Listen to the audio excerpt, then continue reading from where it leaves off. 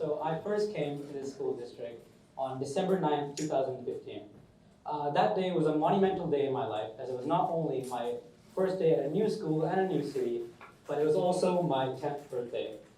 For a child, the 10th birthday is an important milestone, marking one full decade of living. But for me, it was quite melancholic, as I lost many of my friends and was uprooted and then dropped into a new and unfamiliar environment. But in hindsight, as I'm looking back on it now, that day was the catalyst that led me to come here and meet all of you wonderful people and have such great experiences. But I'll be sad to admit that not all of them were great experiences. The first thing I want to mention is a not so fond memory I have from my very first year at this district. So if you've been to elementary school, hopefully, you may know that when the lunch bell rings, all the kids run out as fast as they can to be the first one on the monkey bars, or the first one on the swings, or the first one on the fields. So one day, as I'm running out, my grade 5 self is running out to get to the field, I hear another child, maybe a few doors down from my classroom, come out and he yells, "Allahu Akbar." Now, as I am now, I fully understand what he was referencing, but at the time, I was quite confused. See, growing up as a Muslim, this was a phrase I heard and used in my day-to-day life. As at its simplest, it just means God is great. God is great.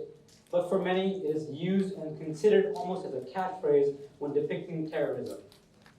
And it's not as if everyone in the Western world has witnessed terrorism firsthand, but instead it's rather immigrants and refugees who have had their own countries ransacked and damaged by terrorism who have witnessed it firsthand, and especially in a safe country like Canada. As well, it's not as if Muslims are the only terrorists and the only people that would be terrorists, but when most people think of the word terrorist, the idea that comes to mind is a brown-skinned man with a beard, maybe wearing a turban and wearing Arab clothing. Now I'll pose a question. Where did the stereotype come from?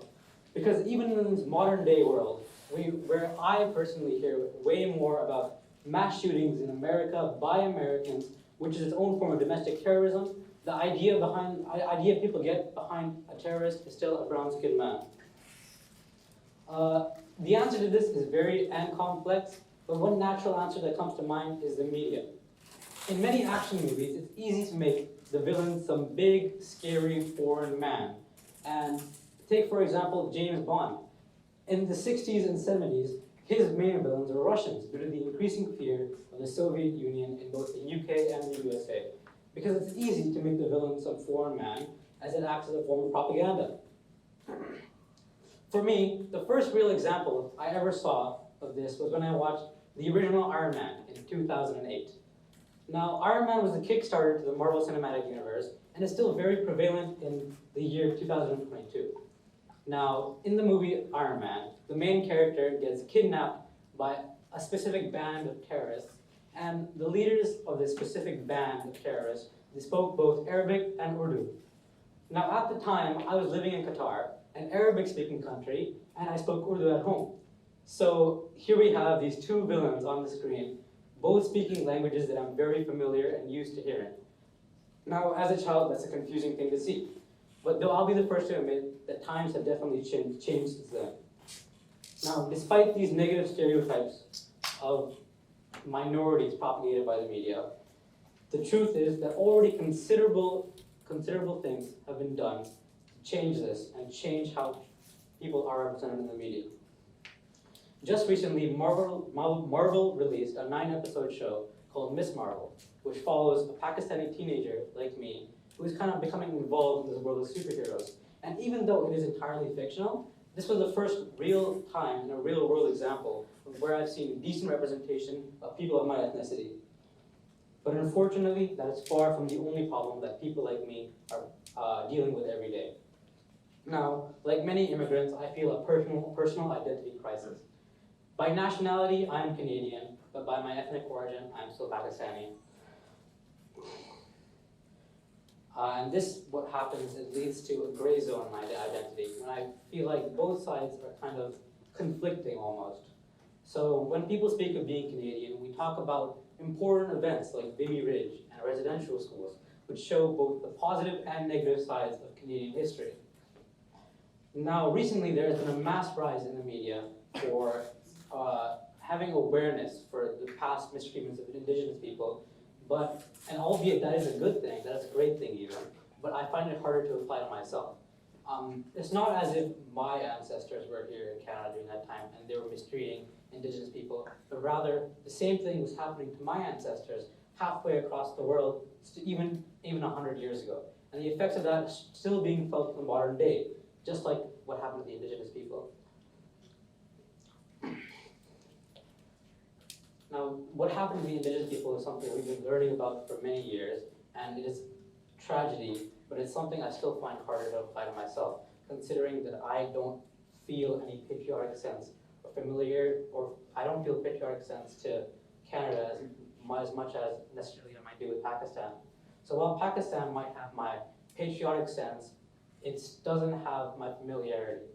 Because I study in Canada, I live in Canada, my family, my main family at least is in Canada, my friends are in Canada, and I pick up my mannerisms from Canada. So any sense of familiarity I have with Pakistan is still very strained. And just recently, I went this summer to Pakistan, and it's safe to say that I felt out of place. I didn't fit in. Even though I looked the part, even though I felt the part almost, it still felt like there was something missing, that I didn't have that missing piece of the puzzle that would allow me to fully embrace my own culture. Now, so what does this mean? I'm living in a fugue state almost, where people are more or less brainwashed into making assumptions about me due to my skin color, and my religion. However, there's already a lot of change happening. So there's no solid answer to how we completely fix these problems. But the thing is, as I mentioned before, already considerable changes are happening. Like, take for example, recently there's a mass rise of protests around the world for women's rights because of the tragedies that are happening in Iran. And every year, there's more and more need for people protesting to make bills to resolve and slow down and reverse the effects of climate change. The thing is, our generation has been doing so much. We may be called woke or sensitive, but the thing is, we are actually making change. And that's all that's needed, really. There's no way to completely wipe out all these problems in an instant go. I can't snap my fingers and make them all disappear. But by being mindful, being open-minded, and thinking about what we could do better, we are slowly making small but considerable changes to making this world a better place. And just that is enough. Thank you.